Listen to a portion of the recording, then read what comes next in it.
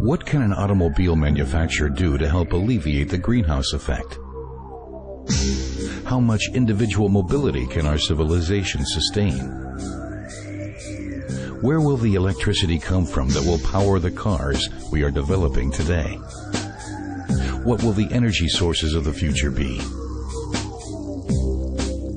What challenges must we face today if we want to make the transition to renewable energy? Here at Audi, these are issues that concern us greatly. Not only are we trying to find the answers, we're already taking concrete steps today. CO2 neutral mobility. Our goal is ambitious without a doubt, but we cannot achieve it alone. As a manufacturer of premium automobiles, we feel it is our duty to take a holistic approach to mobility. Renewable energy refers to energy produced from sources that either renew themselves relatively quickly or which can be exploited without being depleted, like wind energy, for example. In 10 years' time, nearly 50% of our households will be using energy from renewable sources.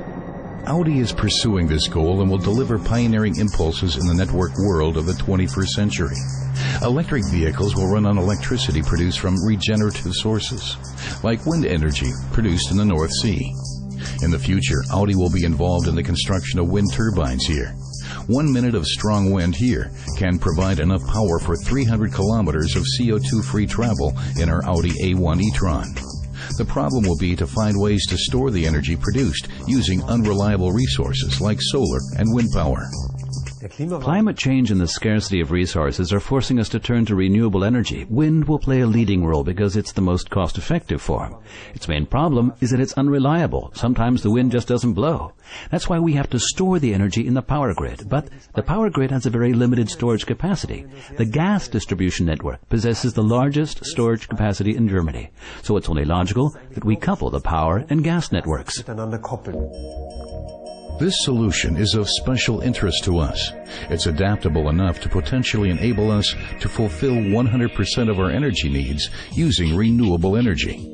This vision is not so far from becoming reality. The first test lab for converting wind to methane has been built in Werfen. We will feed the electricity into this facility and turn it into synthetic natural gas. In the first step, water will be broken down into hydrogen and oxygen. In the second step, the hydrogen and CO2 will be converted into synthetic natural gas. This gas will then be stored in the gas distribution network, where we can do a lot of things with it, like drive a vehicle very long distances. Here, once again, the path from wind to e-gas. The origin of our energy is the wind from the North Sea. It drives the high-performance offshore windmills that in turn produce energy. The electricity is then stored in the power grid and distributed. It can then be used for the methanization process. It also helps to turn water into hydrogen and to break down oxygen. The hydrogen then reacts with the CO2 from the atmosphere. The e-gas produced can then be fed into the e-gas network and stored.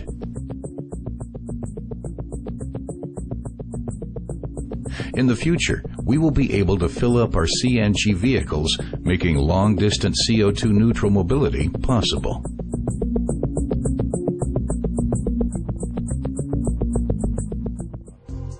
Audi is currently in the concept phase for the construction of a large solar fuel facility, capable of producing about 300 times more gas than the small test lab. It will be the first facility in the world to realize the vision of coupling electricity with natural gas.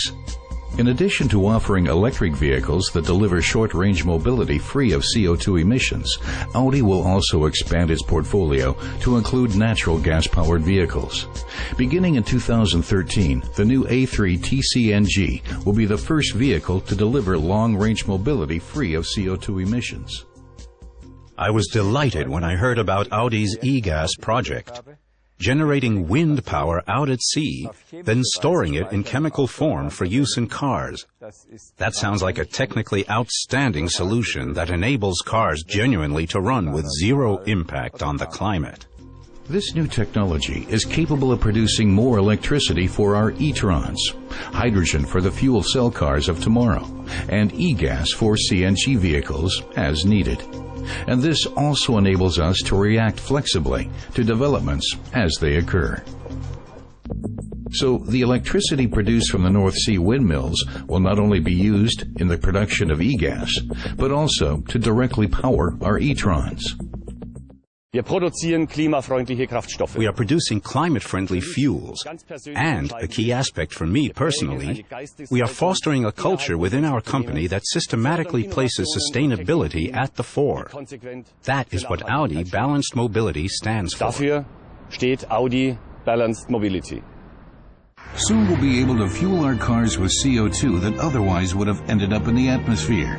That doesn't clean up the atmosphere, but at least it doesn't contribute more pollution. Audi is facing the challenge.